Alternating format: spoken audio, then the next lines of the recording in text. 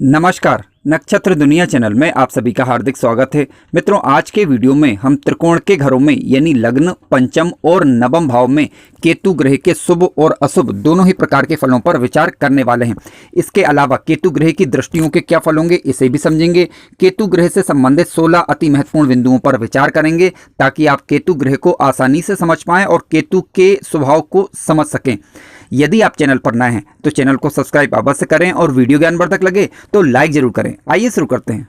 मित्रों, आइए सबसे पहले हम केतु ग्रह को समझते हैं। देखिए, केतु ग्रह आपकी किसी भी लग्न की कुंडली क्यों ना हो, केतु को विच्छेदात्मक ग्रह माना गया है। जिस भी भाव में केतु ग्रह की दृष्टि जाएगी वहां पर यह विच्छेद उत्पन्न करता है। हालांकि केतु ध्वज और पताका के रूप में भी जाना जाता है, यानी केतु वास्तव में झंडा है और मोक्ष प्रदायक ग्रह माना जाता है यदि केतु का संबंध कुंडली के 12th हाउस से हो जाए।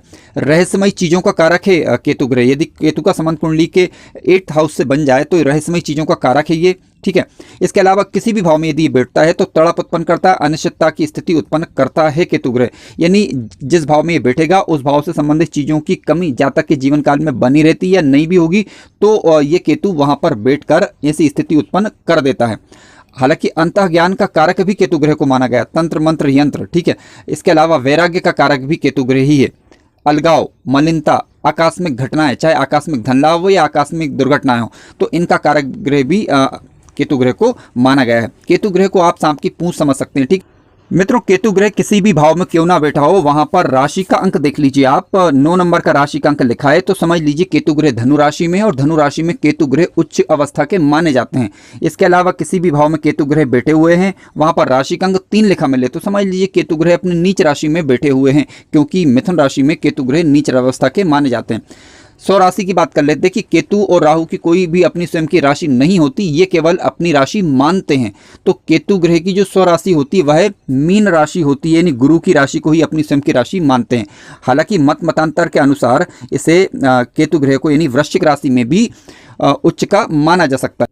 मित्रों, अभी हम केतु ग्रह के 16 महत्वपूर्ण बिंदुओं को समझने वाले हैं तो कृपया आप उसे भी पूरा देखें। पहले हम लग्न में, पंचम में और नवम में केतु ग्रह को फल को समझते हैं। देखिए, केतु ग्रह यदि लग्न भाव में बैठ जाए तो ये मन को भटकाता है, ठीक है। केतु ग्रह यदि लग्न भाव में बैठता है तो मन को भटकाता है, जातक के विचार अस्थिर बने रहते हैं, जातक के अंदर एक प्रकार का डर व्याप्त रहता है, यानी वह खुलकर कोई कार्य नहीं कर पाता। इस प्रकार की स्थिति क्रिएट करता है ये केतु ग्रह।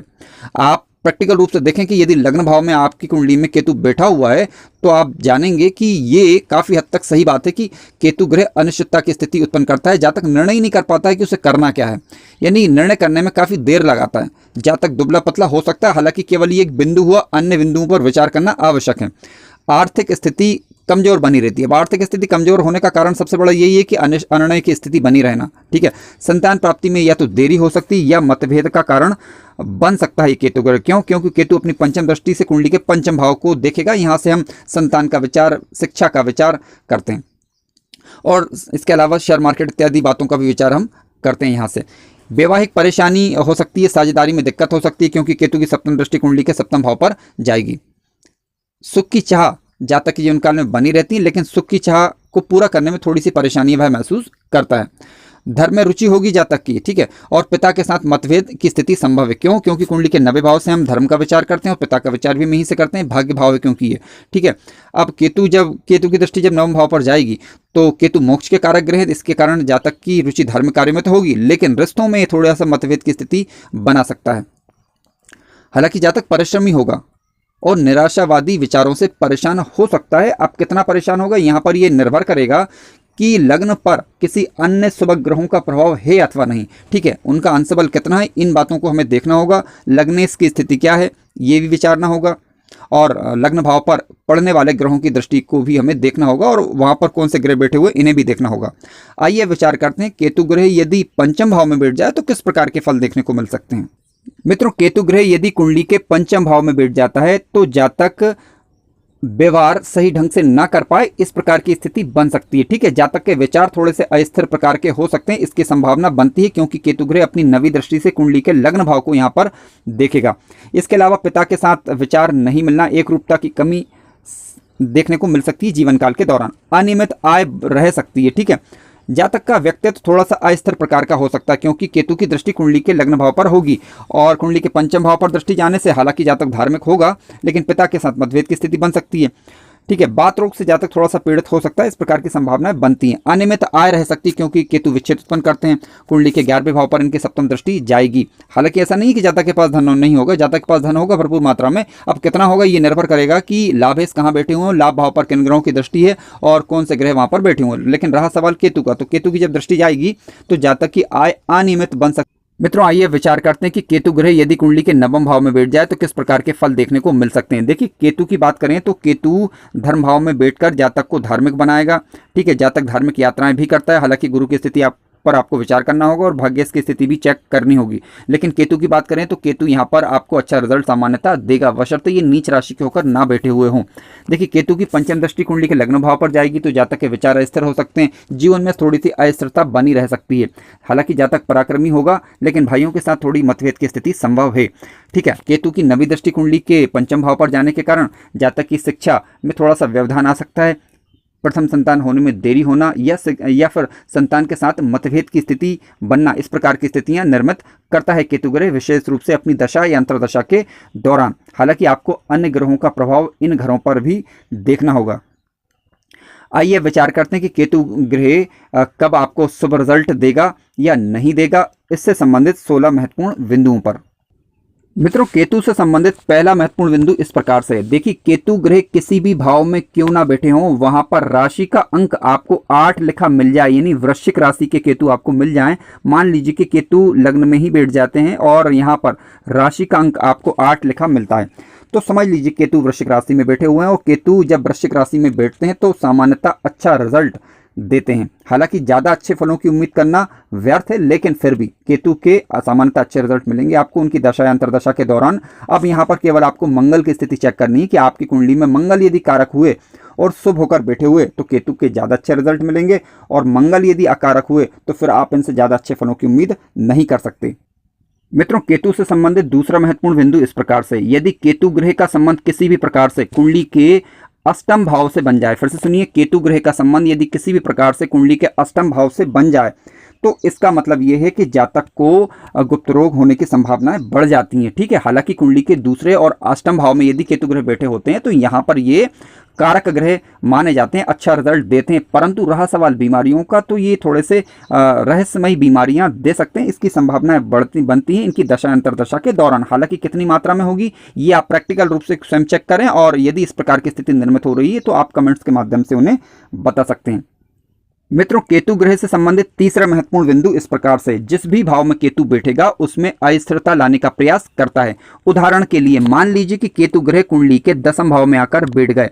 अब केतु जब 10वें भाव में बैठेंगे तो 10वें भाव में ये अस्थिरता लाने का प्रयास करते हैं, यानी आप जॉब करें कोई भी या फिर व्यापार करें तो आप अपने व्यापार से या फिर नौकरी से संतुष्ट नहीं है, इस प्रकार की स्थिति निर्मित करते हैं, विशेष रूप से इनकी दशा या अंतर्दशा के दौरान। हालांकि दशमेश की स्थिति और अन्य ग्रहों की स्थिति पर हमें विचार करना होगा, लेकिन रहा सवाल केतु का, तो केतु इस प्रकार की स्थिति निर्मित कर देते हैं, इसकी संभावनाएं बनती हैं।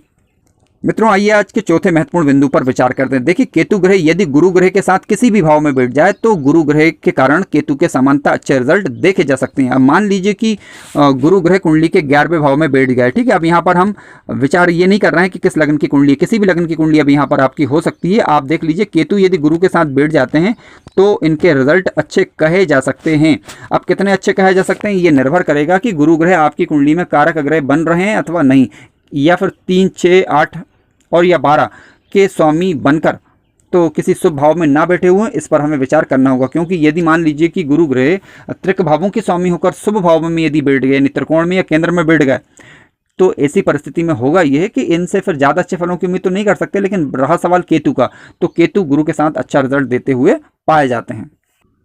मित्रों केतु ग्रह से संबंधित 5वां महत्वपूर्ण बिंदु इस प्रकार से, यदि आपकी कुंडली में मंगल की स्थिति शुभ बन रही है, यानी मंगल कुंडली के कारक ग्रह बनकर शुभ अवस्था के होकर बैठे हुए हैं, तो केतु किसी भी भाव में क्यों ना बैठे हों, केतु सामान्यतः फिर अच्छा रिजल्ट ही देंगे।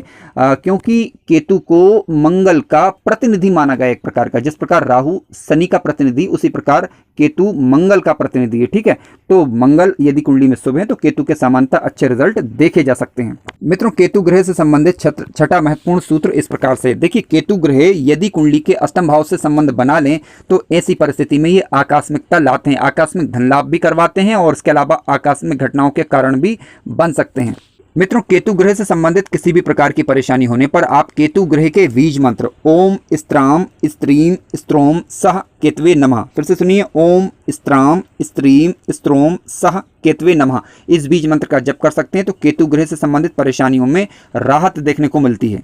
मित्रों, इसके अलावा केतु ग्रह जिस भी भाव में बैठे हों वहां पर उसका राशिपति भी बैठ जाए तो ऐसी परिस्थिति में केतु ग्रह के सामान्यतः अच्छे रिजल्ट देखे जा सकते हैं। मान लीजिए कि केतु ग्रह कुंडली के लग्न भाव में बैठे हों, लग्न में राशि का अंक है 2, ठीक है, यानी वृषभ लग्न की कुंडली है। अब शुक्र ग्रह यहाँ पर आकर बैठ जाते हैं और केतु ग्रह भी यहाँ आकर बैठ जाते हैं तो ऐसी परिस्थिति में ये केतु आपको ज्यादा बुरे प्रभाव नहीं दे पाएगा। अब उदाहरण स्वरूप मैंने यहाँ पर लिखा है, आप देख लीजिए, किसी भी लग्न की कुंडली हो, जिस भी भाव में केतु ग्रह बैठे हो वहां पर उसका राशिपति होना चाहिए तो केतु ग्रह के सामान्यतः बुरे रिजल्ट नहीं मिलते। अब देखिए, यहाँ पर इस कुंडली की बात करें तो वृषभ लग्न में शुक्र केंद्र में बैठे हुए हैं, अब यहाँ पर केतु ग्रह भी आकर बैठ गए, ठीक है। तो यहाँ पर ये हम नहीं बोलेंगे कि यहाँ पर ये लंपट योग का निर्माण नहीं करेंगे। देखिए, राहु और शुक्र जब साथ बैठ जाएं या फिर इनका दृष्टि संबंध बन जाए तो लंपट योग का निर्माण सामान्यतः होता है, ठीक है। उसके एक अपने पहलू होंगे, उसके एक अपने परिणाम होंगे, लेकिन बात चल रही है कि केतु ग्रह की, तो जिस भी भाव में बैठे हो वहां पर राशिपति भी बैठा हुआ है तो ज्यादा बुरे फल ये नहीं दिखा पाता। मित्रों, केतु ग्रह एक रहस्यात्मक प्रकृति का ग्रह है, यानी इसकी प्रकृति को समझना आसान नहीं है और किसी भी भाव में यदि बैठता है और वहां से उसका संबंध यदि कुंडली के अष्टम भाव से बन जाता है तो आकस्मिक धन लाभ की स्थिति निर्मित करता है। ये एक अच्छा पहलू है। और अष्टम भाव से जब कभी भी केतु ग्रह का संबंध होगा तो जातक के अंदर आध्यात्मिक रुचियां होती हैं और इसके अलावा 90 भाव से भी संबंध बन जाए तब भी आध्यात्मिक रुचियां जातक की होती है और द्वादश भाव में ये तो मोक्ष प्रदायक ग्रह माना गया है। केतु ग्रह का जब कभी भी कुंडली के 90 भाव से या कुंडली के 12वें भाव से, विशेष रूप से 90 और 12वें भाव से, यानी इन 2 भावों से संबंध हो जाए तो ये मोक्ष प्रदायक ग्रह माना जाता है, ठीक है। हालांकि अष्टम भाव से भी संबंध अच्छा माना गया लेकिन आकस्मिकता लाता है, इस कारण हम इससे ज़्यादा तवज्जो नहीं देंगे। लेकिन द्वादश भाव से और 90 भाव से यदि संबंध होता है केतु ग्रह का तो मोक्ष प्रदायक ग्रह कहा गया है। गुरु की स्थिति देख लीजिए, गुरु की स्थिति बढ़िया है तो केतु ग्रह के आपको अच्छे रिजल्ट देखने को मिलेंगे, बशर्ते केतु ग्रह नीच अवस्था का ना हो। मित्रों, केतु ग्रह का संबंध यदि कुंडली के दूसरे भाव यानी धन भाव से हो जाए या फिर कुंडली के लाभ भाव से हो जाए तो ऐसी परिस्थिति में ये केतु अपनी दशा या अंतरदशा के दौरान धन लाभ की स्थिति निर्मित करता है। हालांकि जातक इस धन से संतुष्ट ना हो, सेटिस्फाइड ना हो, इसकी संभावनाएं बनती है क्योंकि केतु ग्रह अनिश्चितता की स्थिति और तड़प या कह सकते हैं कि और अधिक प्राप्त करने की इच्छा को प्रबल करता है। केतु ग्रह नीच राशि के नहीं होना चाहिए और उसके अलावा धनेश और लाभेश की स्थिति पर भी आपको साथ साथ विचार करना होगा। मित्रों, केतु और बुध जिस भी भाव में बैठेंगे उसमें बुध की क्षमता बढ़ जाती है। ध्यान रखें, केतु ग्रह और या फिर बुध ग्रह कोई भी नीच राशि के नहीं होना चाहिए।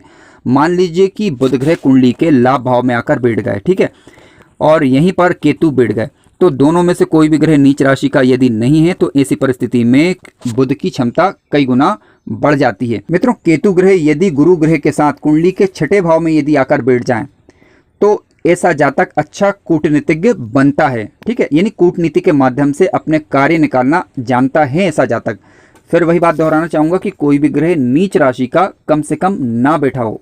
मित्रों, यदि केतु ग्रह कुंडली के लाभ भाव में बैठ जाए और लाभेश ग्रह भी वहीं पर बैठ जाए तो ऐसी परिस्थिति में जातक के जीवन काल में धन की कोई कमी नहीं रहती, धन की स्थिति काफी मजबूत हो जाती है क्योंकि केतु ग्रह लाभेश को कई गुना बल प्रदान यहाँ पर कर देते हैं।